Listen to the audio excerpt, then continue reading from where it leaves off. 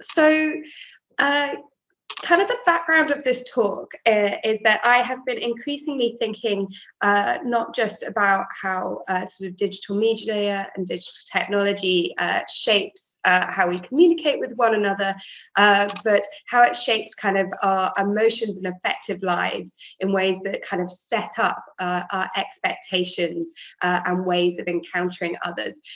So I guess this was my light heads up that I'm going to be talking a lot about how digital technology shapes our relationship to how we sort of perceive other people as well as ourselves.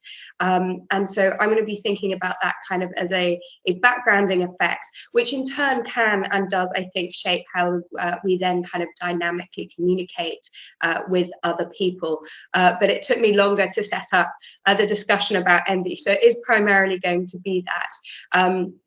And what I've tried to do, as you'll see in my first slide, is kind of trying to situate why we might care about envy when we're talking about workplaces, and more importantly, sort of workplaces that are increasingly using digital technology.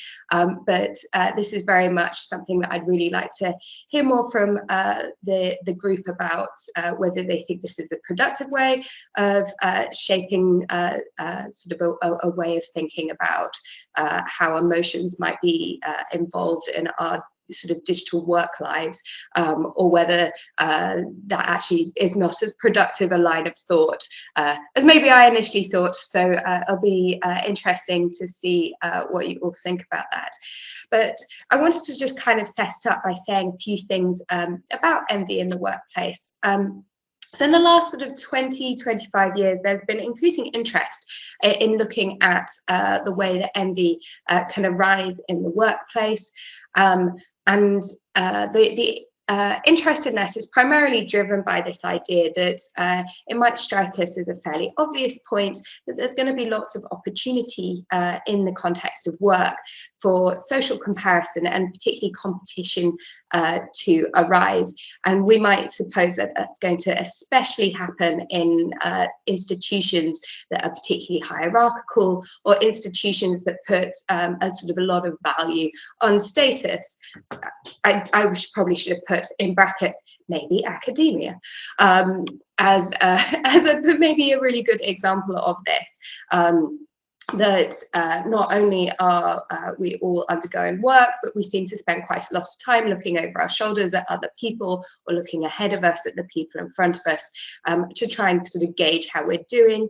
And we increasingly, especially kind of in a neoliberal sort of value saturated workplace, increasingly being judged and evaluated based on sort of how well we're doing, either pegged to sort of real life others, or pegged to kind of ideal categories for, you know, whatever stage you are in the workplace. So again, to use academia as the example, if you think about how many sort of descriptions and how they're broken down into various levels and the expectations for those levels. So we might think that the workplace, in often both encouraging you to self-assess and feel assessed by others, is actually going to be a place that could be rife for experiencing envy. Now, my interest in that was that the work out there, and it's sort of been exploding about envy, has really focused on what I want to call sort of traditional workplaces. I've been really hard pushed to find anything very specific about what the role of digital technology might be doing, or thinking about what might happen to workplace envy when more and more of the workforce are working from home, or when workplaces or projects are primarily carried out in the digital sphere. So I think there is sort of work to be done there. So broadly speaking, I was thinking when I was thinking about the project to bring to you, was thinking about how digital technology, sort of broadly speaking, might impact our experiences of envy, and then from that think through what the implications of this might be in the workplace in sort of 2023. So the way I wanted to kind of structure this talk is going to sort of introduce you to envy. As a philosopher, I'm going to take this sort of primarily through the philosophical literature on envy. And then what I want to do, which is something that seems to have kind of fallen outside of people's interest in philosophy when talking about envy, is to think about the way that envy is not just an emotion that we sort of just bubbles up out of nowhere, but think about how the way that our sort of socio-cultural and material environments actually shape what we find enviable. I'm then going to make a very quick defense for this idea of self-envy. In philosophy, at least, this is relatively controversial, so I'm kind of test driving this idea on you all to see if you think that it's worth talking about. And the reason why I want to do this is that I then want to sort of get into sort of the juicy bit of the presentation and think about what digital technology might do when it comes to us encountering others, or as I want to talk about also how we encounter kind of digital versions of ourselves, and how I think, at least in some instances, there might be reasons to think that certain digital technology platforms are going to be kind of really fertile soil for envy to arise. And then I'll get on to my much more spurious last few slides, where I want to set out at least some reflections I've had about what that might mean for thinking about envy in a sort of more digitized workplace. But I'll be super honest up front, it's a little bit patchy. So these are just some initial thoughts that I've had on this. So how should we think about envy? Well, at least in sort of philosophical literature on envy, and I think this is fairly hand in hand with psychological literature on envy, it's been thought of as an emotion that's kind of this aversive response to a perceived inferiority or disadvantage vis-a-vis a similar other with regard to a good that is relevant to the sense of identity of the envier. So that's all very dense. So we can unpack this a little bit more to make it a little bit sort of more understandable. But first and foremost, it's considered as a kind of unpleasant or painful emotion when we encounter other people who seem to have things that we hold important, and in the light of which we experience ourselves as lacking that thing. And often it involves this experience of kind of coveting the good that they have, and maybe simultaneously this kind of sense of begrudging this other person for having the thing that we lack. So envy is often described as having kind of this tripartite structure. So it often is explained as involving the person experiencing the envy, so the envier, the person towards whom the envy is directed, so the envied person in the situation. But it also involves the objects that the envier perceives themselves to be lacking, so the good.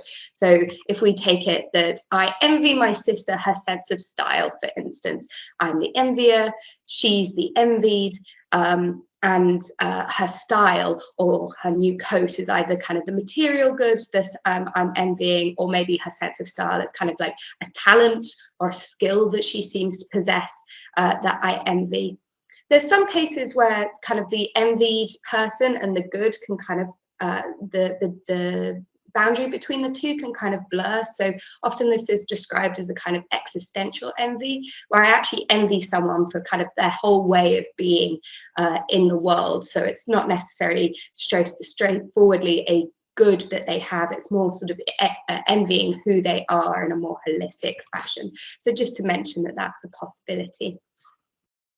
Now, envy is typically, and you can see myself kind of teeing myself up here for one of my own arguments, but envy is typically described as being essentially other-directed.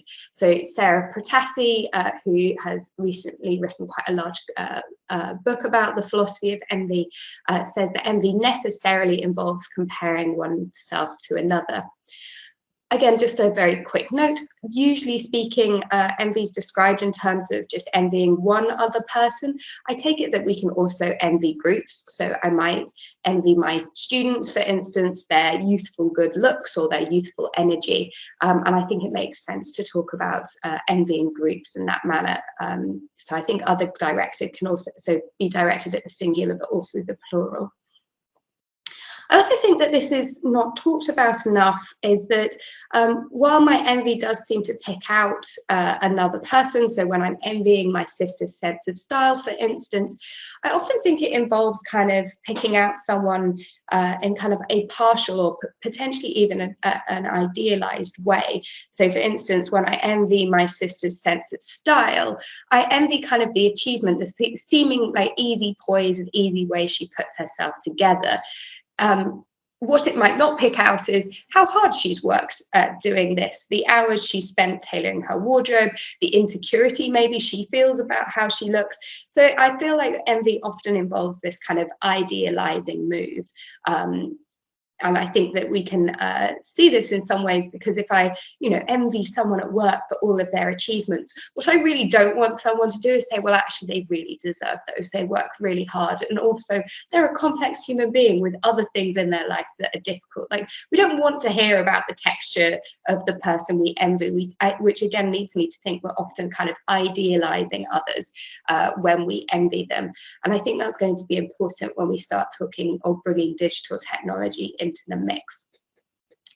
But while envy is kind of other directed, it also importantly involves an awareness of myself, right? So when I envy my sister's sense of style, it's also involving my self-perception of myself as someone who lacks that sense of style. It involves kind of an evaluation of myself as being inferior to her in some way. So while it is other directed, it's also self-involving in an important way. Now, just to run through this very quickly, but it's worth noting that we don't seem to envy just anyone for just anything. So there's often considered a couple of kind of conditions for envy to arise. So if we remember from Sarah Pratassi's definition at the beginning, she talks about this idea that we envy people when they have things, they have these goods that I value as being important to my sense of self. So I might envy, for instance, my sister's sense of style because I'm vain and I hold being stylish to be particularly important to who I am. But she's got beautiful handwriting. I might admire that, but I don't envy it because I don't really care about it. I don't think that having better handwriting is somehow going to be important for my identity in any real sense. It's also pointed out that we typically envy those who we perceive to be in the same comparison class as us. So I might envy my sister's sense of style while looking upon someone like Marlene Dietrich or Grace Jones and holding up their sense of style as extremely admirable, but not really envying it because they're so far above the heights to which I aspire that I don't really compare myself with them. So Francis Bacon has this really lovely phrase where he talks about the idea that because envy must involve comparison, only kings can envy other kings. And finally, this is a point that's made by the philosopher Ben Aaron Zaviv. He talks about the idea that we typically only really envy those who are kind of in our emotional environment. So sort of the old texts on envy are littered with examples of, say, envying one's neighbors or envying one's friends and colleagues or family members. It's typically involves people who we are in close contact with. I don't really envy someone who lives on the other side of the world that I don't know very much about. So envy is often divided into kind of two different styles of envy. So often there's this category of envy that's thought of as kind of invidious or hostile envy. And I think this is how envy is sort of colloquially thought about in many regards. So it's the idea that when we envy someone, we not only feel ourselves to be inferior in light of the other and we begrudge them for having something that we want, but it's the idea that it's got some sort of hostility baked into it. So actually what my envy really is motivating me to do is to take the good away from the envied person, that I don't want them to have the thing that I want. However, it's generally accepted that envy doesn't always have to be this hostile form, but we can have this kind of benign envy. So I can envy my sister's sense of style without me wanting to kind of steal her clothes from her or spread nasty rumors about how badly dressed she is. And associated with this kind of benign envy is introduce this idea that maybe benign envy can actually be good in some situations, because it might motivate us to kind of emulate the people that we're envying. So if I'm envying my colleagues for being amazing at giving good presentations, that might sort of drive me on to practice my own presentation style and improve. This is where I want to just say a couple of words where I want to kind of situate envy, or think about how envy doesn't kind of, it isn't created in a vacuum, but it kind of reflects the social norms and values and practices that we grow up with. So here I'm drawing upon an area in philosophy that's typically described as kind of situated affectivity. And what this kind of group of theorists, of which I'm one, typically stress is this idea that our emotions aren't just these kind of private, subjective affairs that just bubble up out of the things that I care and value. Rather, it's the idea that our emotions are kind of dynamically shaped and influenced by the sort of cultural material environment in which we are. And there's a whole load of ways that people talk about this. So we see emphasis, for instance, on the way that we often use our environments to kind of scaffold or shape our emotions. So classic examples we find from the very influential work of Giovanna Colombetti and Joel Krieger in this area is thinking about how we might change our environment to help, modulate or regulate our mood in some way. So if I'm anxious about a presentation, I might get myself a nice cup of tea, have my, you can't see this, my lovely cozy electric blanket on my lap to sort of help make me comfortable. And that's a way I kind of use the environment to help regulate my emotions. But more importantly, for what I'm interested in today, is that we also use the environment in the environment also works on us in ways that shape the kinds of emotions that we have, particularly things like the emotional regimes that we grow up in. So we might think about the sorts of things that in the UK, we might get really angry, or hopefully not, but we might get really angry if someone doesn't adhere to certain sort of forms of etiquette that we take to be normal, and we think that politeness is something that we really value. But we could grow up in another culture that doesn't think being polite in these kind of very rigid forms is particularly important, and therefore if people sort of aren't polite in these kind of very narrow conceptions, it's not going to make anyone kind of frustrated or irritated. So what we value, what we respond to emotionally, is shaped by the practices that we grow up around. Now, why this might be important for envy is we might suppose that our social norms and values are really important in shaping what I take to be valuable when it comes to my sense of self and my sense of identity. So I'm going to be honest, this is maybe a list of things that I don't particularly want to admit to, but we might think that in the UK, things like material and financial success, beauty and social status are considered to be really important as values. They're things that we're encouraged to pursue, and they're often things that we sort of admire in others. And therefore, it's likely to matter to who I am. And as such, they're likely to form at least some of the goods that I might find enviable in others. So we might think this helps us understand why in certain cultures, being envious of someone's beauty, for instance, might easily arise if that culture takes beauty to be important for who you are, how you're received, and how you're treated. So this is important, I think, for thinking about how our actual environment shape the kinds of emotions we have, and particularly shape the sorts of things that we find enviable. And maybe not very surprisingly, I want to talk about, or at least open up the question of how using digital technology sort of shifts or at least sort of underscores certain goods that we're likely to find enviable in others. I'll just say this really quickly. I just basically wanted to include a tiny bit of my feminist rant in here. But I think it's also important to situate envy, because we might think that the kinds of environments we grow up in are also going to shape who is likely to be vulnerable to experiencing envy.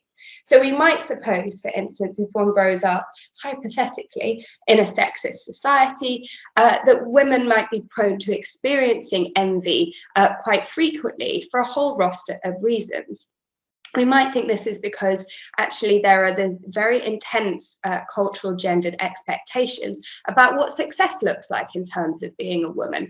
Thinking about Heather Widow's work here, the idea that there's lots of gendered expectations of women not just be good at things or good looking, but to be perfect looking, to be perfectly beautiful, to not just be a bit successful, but to be kind of the epitome of success. And we might note that some of these goods might be really hard to acquire. Perfect beauty, especially if we recognize the fact that these notions of beauty are often pinned to youth, is something that we necessarily are going to move away from as we get older. And so we're being encouraged to value certain goods that might easily fall out of our reach. And we might also think that in sexist societies, women are often brought up to be extremely self-critical, and that might sort of lead certain people in society to be sort of prone or disposed to perceiving themselves as kind of lacking or inferior to others. So I think I just wanted to mention all of these things to sort of set myself up for this idea that it really matters what sort of environment you're in for what things we find enviable, but also thinking, or at least introducing the idea that certain people might be more vulnerable to experiencing envy than others. This is where I get onto the slightly philosophically more controversial claim.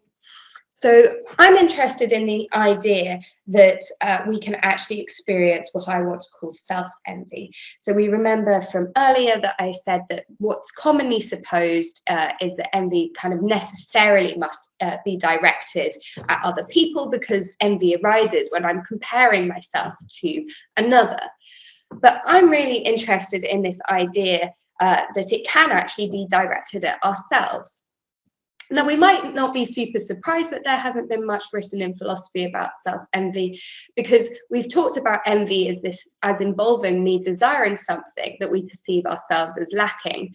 So the whole idea that I could envy myself might seem fundamentally nonsensical, because it would have to involve me perceiving myself as having something while simultaneously perceiving myself as not having that thing. So we might think that self-envy just cannot get off the ground because it is logically absurd. But I think there are three ways, I actually think there are four, but I'm just going to present three today, that we might experience self-envy in relation to what I think we can think about as kind of different versions of ourselves. So I've been thinking about this idea that we can experience envy in relation to our past selves, for instance. So we might imagine that I'm going to say imagine a lot. So you can pick and choose which one of these host of examples you think are true or not. Some are less true. Less true, that's a philosophically dangerous thing to say. But some of these are made up, but I'm not going to disclose which ones. But we can imagine, for instance, that I might feel envy for the me who used to kind of bound out of bed at 5:30 in the morning with a fit of enthusiasm. I might envy the past me who lived in a shiny flat in Copenhagen. Or, and as much as I'm ashamed to admit it, this one is true, I might envy a past self that was kind of fitter and younger than I currently am. So I think there's lots of ways that we can look back on our past selves as being, in some sense, me. It's not like I'm mistaking these sort of past images or past representations as being an entirely different person. They're still part of my narrative about who I am. But importantly, I think because we change over time, there is a sense in which I can look back on these different versions of myself and see myself as in the world in a different way that allows myself to adopt a kind of sufficiently, there's kind of a sufficient distance between who I take myself to be now and who I used to be, to kind of experience this other-like relationship to this kind of past version of myself. I also think this can happen in relation to my future self. I can imagine having an experience of envy, for instance, when I'm partway through a project. So, for instance, this paper I'm writing, I can envy kind of my imagined or projected self in the future, who's kind of already smugly enjoying the fruits of my kind of current labor, who's having a great time having pressed that submit button, while I'm still going through the laborious process of trying to write the last fiddly section. I also think that we can more broadly think about kind of imagined or counterfactual selves or versions of ourselves that we might envy. And I think that this can arise in a couple of ways. So we might think about the fact that I could envy a past self who had an opportunity or a possibility that they didn't take up, for instance. So I might envy the past me who had a risky job offer, and envy the me who actually did take that up, and I can imagine what their life would be like, and compare that to where I am and maybe feel that I am lacking in some way. I think we can also engage in this kind of counterfactual imagination, even in relation to selves that maybe I couldn't possibly have been. So an example I have been thinking about was growing up in, say, being born in no, not 2003, that's not how you say that, 2003, rather than 1988, and growing up in a much sort of queerer and friendlier environment. And, envying this counterfactual me who realized they were queerer at a lot younger age, feeling more comfortable with who I am. In my head, she's a lot more confident. She's got a lot more freedom than I had when I was growing up in the 90s and early noughties. So I think we can also envy these counterfactual versions of ourselves. And my idea here is that I think we can, in these either sort of remembered versions of ourselves or imagined versions of ourselves, that we can adopt enough of an other-like relationship here to not fall into that trap of thinking that it's a paradox to say that I envy myself for having something while I also think I don't have it, because I think what's happening here is I'm envying my past self or my other versions of myself for having something that I currently perceive myself not to have. So I think that where this current self experiences this lack in relation to these other versions, that I think we can sort of justifiably talk about this idea of experiencing self-envy. Right. Thank you for your patience for the long lead in. We're now going to bring technology into the picture. So having kind of set up this kind of expanded understanding of what I think envy is. So envy is this emotion that's also shaped by the kind of environments in which we grow up, as well as something that I think can be directed at ourselves. I want to turn to this question of how using digital technology itself might impact the envy that we experience, and then in turn think about how this might shape how we encounter others, and even how we might encounter ourselves, and how that's sort of shapes our interpersonal relationships with one another. So what I want to explore here is the idea that digital technology is at least designed in, is currently designed in ways that we might think it could aggravate envious feelings for others and ourselves. And then I think that it can also shape what we envy. I think that can have sort of knock-on effects or specific implications for thinking about envy in a digitized workplace.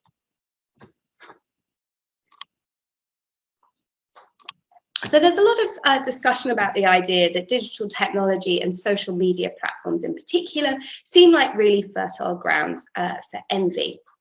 And we might think that there's lots of ways that this makes an awful lot of sense, because online we're often typically exposed to these snapshots, often quite literally snapshots, of other people's lives. And in these snapshots, what we're doing is we're seeing these kind of very small glimpses into other people's lives, but more importantly, they're not only these kind of tiny slices of other people's lives, they're often the presentation of people's lives that are extremely idealized.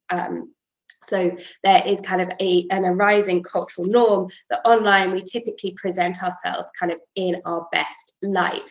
So I'm less likely to flood my Instagram or Twitter feed with pictures of me at first thing in the morning. You're much likely to get one on the one day I've gone to go and hang out in a nice cafe that I'm wearing my favorite coat, for instance. And we might think that because of this sort of way that we are encountering these kind of idealized presentations of other people, that this is going to make negative self-comparison and negative social comparison and self-appraisal really easy, because I end up comparing myself to these idealized versions of others. Even though we might know that they're idealized, right? I think that the emotional reaction can still hold, even if we kind of cognitively know that things are more complicated than they might appear online. But I think we can go a little bit further than what people have said, that, you know, online we kind of often encounter people at their shiniest, kind of living their best lives. But the posts often themselves work to kind of mask any of the effort that gave rise to such goods. So for instance, when someone posts a picture of themselves, what I don't see is the 20 takes and different poses that they were trying out, including the ones that they really didn't like, or I can't actually see the filter that is perfecting their skin. And we might think that this also applies when we're not just talking about visual images, but I could see someone, say, posted a new paper online, and all I'm exposed to there is kind of the achievement. I don't actually see there the hours of work and self-doubt that went on behind the scenes. So we might think that because we're getting these kind of snapshot images, we're losing the context. So we often hear discussions about sort of context collapse online that might make envy particularly likely to arise, because again, it's working to idealize the other. And importantly, it can be easy for us kind of to imaginatively fill the gap around kind of the edges here in ways that sort of make us think that others are finding these things much easier to do than we are. So we might think that online we're not just exposed kind of to the peaks of other people's lives, but they're often kind of coming scrubbed of kind of the context and complexity. Now, if we remember from earlier, I talked about the idea that envy often involves this kind of idealization of the other. So we might think that digital technology and sort of the norms and practices that go around it, as well as what the technology itself is doing here, as it's doing the idealization for us, because we've both got the poster who's selectively curating and tailoring their posts, but we've also got the technology aiding them in this. So for instance, in the filters that might be available to put on it, but also we might think about the quantified information or assessment that often goes with it, because if I'm on Instagram, for instance, I don't just see a picture of someone else, I see their obnoxious 300 likes that have gone with it, that make it very easy for us to not only see this kind of idealized other, but we can kind of see this almost objective looking metric of how well they're doing, of how superior they are to us. So we might think that there's two things going on here, that we are prone to present these idealized pictures ourselves, but digital technology is doing some of this work to make others appear sort of enviable in our eyes. I think digital technology is also doing a couple of other things that might make it particularly fertile for envy. So we might think about the way that digital technology actually broadens the number of people that inhabit our emotional environment. So in pre-internet days, where when all the papers were written about sort of envying my neighbour's beautiful garden, it might be the case that I used to be able to move away from that and she would fall out of my emotional environment. But now I can move and follow her on Instagram or TikTok, and I can keep that envy for her garden kind of alive and kicking. So we're no longer limited by physical location when it comes to who would fall in our kind of emotional environment. So we might just think the number of people available to compare ourselves to is going to be particularly high. But we also might think that who we take to be comparable to us is also being expanded. So there's been some interesting research about this idea that typically celebrities were often thought not to be people we necessarily envied, because it was they fell outside our comparison class. They were too far away from us, too perfect in some ways. But there's a lot of evidence that suggests that actually people do envy influencers, for instance, because they pop up on their feeds and they're getting just enough insight into other, influencers' lives, that people who maybe we wouldn't previously have compared ourselves to are seen as comparable. We might also think about this in the context of colleagues, that we not only sort of encounter them within work, but we might feel that they're in our comparison class also in relation to sort of their broader lives. So we might feel that there's more things about the people we know that we can envy, because it kind of attaches to everything we know about them, which digital technology extends. So we might think, therefore, that digital technology and maybe perhaps social media shapes how often we experience shaped how we experience other people, and it does this kind of dual move of kind of rendering them close enough for us to engage in this social comparison, while maybe hiding or masking just enough to make idealizing them very easy. We might think this is kind of a hotbed of an equation when it comes to envying others. What I think is particularly interesting, though, is that we don't just use technology to encounter others. But I think online we're not just exposed to kind of idealized versions of other people, but we become exposed to idealized versions of ourselves. So when I look on my own Instagram feed, for instance, I am exposed to these digital representations of me. And I think because these digital representations are external to me in some sense, it's really easy for me to experience that as kind of another version of myself, who I can have this kind of envy directed at. And I think there's all sorts of ways we might envy our kind of digital selves, or how digital technology can put us in a relationship of self-envy. So we might think about the way that Google Photos constantly serving me up images from a few years ago is giving me constant reminders about what my life was like in the past, and just how other people typically take photos of their best moments. I'm also being served up with these photos of me kind of living my best life, maybe putting me in this position where I'm more likely to experience my past self as having something that I no longer have. And again, we might think that this is going to be particularly malevolent, perhaps, when we live in societies that value things like youth and fitness, that these past images might be kind of, again, a hotbed for experience envy to this past self.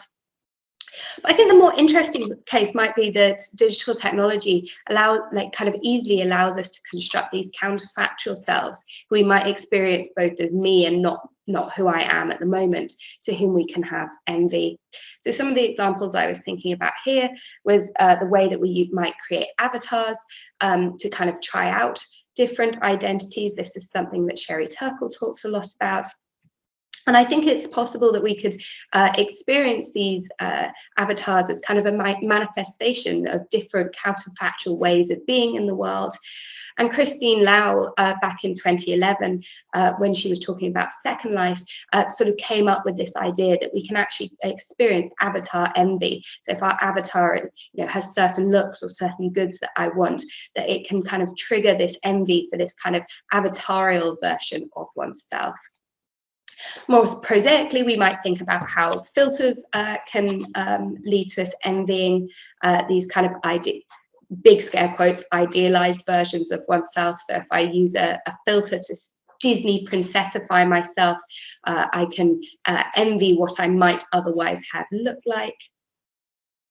And the one that I think might be particularly interesting when it comes to thinking about the workplace is, as digital technology continues to improve, the way that we might actually end up with quite rich manifestations of what sometimes are described as digital twins. So AI models that are actually modeled on yourself. So there's a couple of ways these are being talked about being used. So in healthcare, there's discussions about creating a model of like your perfect immune system to better understand which drugs might be good for you or not. But also there are discussions about creating digital twins who we can use at work, who can go off and carry out kind of research tasks or various work processes on my behalf that then can feed into my work more broadly. And often what these models are doing are trying to create a sort of a you but better, so a more efficient and more productive version of you. And I just wanted to mention this really quickly.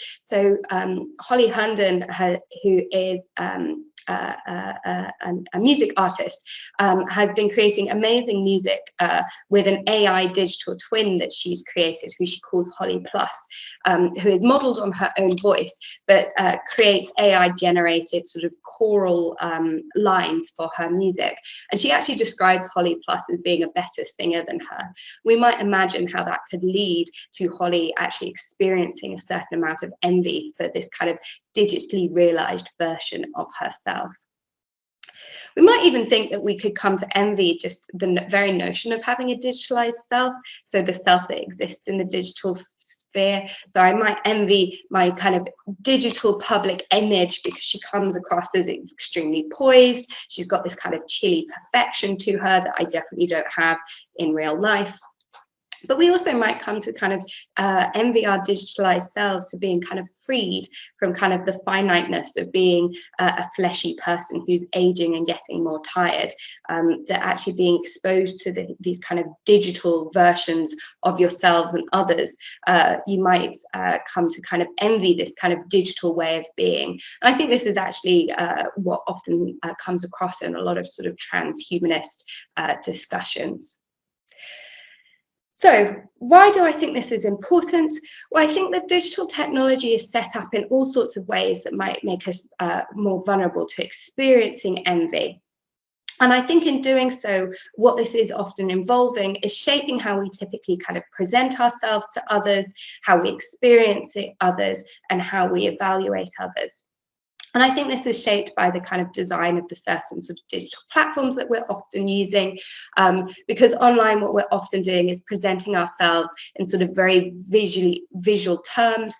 So when we want to give insights into our lives, we're often relying on kind of visual markers for our self-expression or showing our success. But also, as I mentioned, things that can be easily quantified. So when we're evaluating others and ourselves, we're often looking at things like likes and the amount of engagement people have in this very quantified way. We also might think about how this can occur outside of social media platforms. So academia is a good example of looking at how we might evaluate someone based on, say, their Google citation rate, that these digital mechanisms are increasingly showing people to us in these kind of quantified ways. That makes it very easy, I think, for both comparison, but also sort of sets the tone for things that can be quite sort of competitive as well.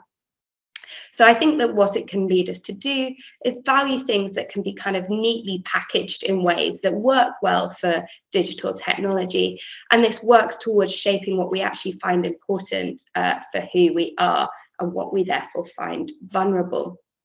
And as I've mentioned, this is kind of aggravated by the fact that our comparison is then increasingly taking place in relation to these kind of idealized versions of others and ourselves.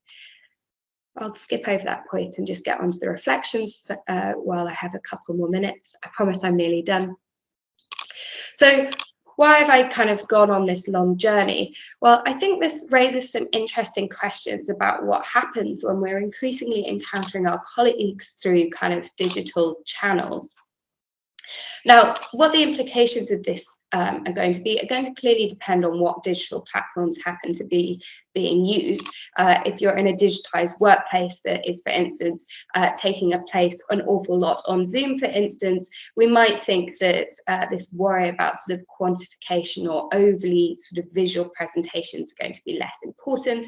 But if we're encountering others through platforms where we're kind of more likely to be just getting sort of slim snapshots into other people's lives, that this might aggravate envy, because we're precisely getting these kind of small slices of what the other person is doing at work in ways that it might sort of both lead them to present themselves in idealized ways, but also, on the other hand, leave a lot of space for, say, someone like me to suppose that what they're presenting is kind of the sum total of who they are, and not really think about sort of the complexity of them as a whole being, and feeling myself as kind of inferior in relation to this kind of idealized version of my colleagues. We also might think that when we're using digital tools, we're putting even more stress on sort of quantified ways of presenting other people and assessing achievement.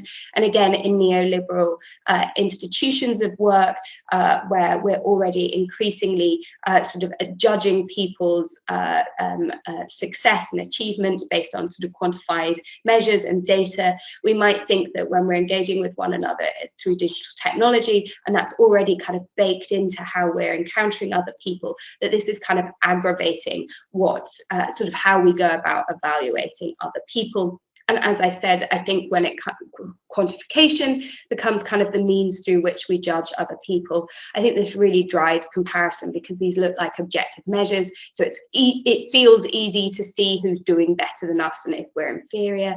But I think also in broader discussions about how quantification works to kind of gamify our worlds, I think it can kind of drive competition. Just want to mention this last point, and then I'll close, because I really would like to hear what you lot have to say about this. But one of the things that I think would be interesting to think about is particularly this idea that digital technology, as it progresses, and we're increasingly using very sort of sophisticated digital tools to carry out parts of our work, that we can actually come to envy these tools themselves, but particularly where these tools are actually modeled on ourselves, and we're creating kind of digital versions of ourselves to go and, you know, pull a whole load of research resources overnight while I'm asleep that I can come pay attention to the next day. That we can actually really see this as a new way that we might experience envy in the workplace, because I think these digital twins can often be created precisely as being better instant sort of manifestations of things that we're shaped to value about our working self, such as being highly productive and efficient. And I'm going to stop there.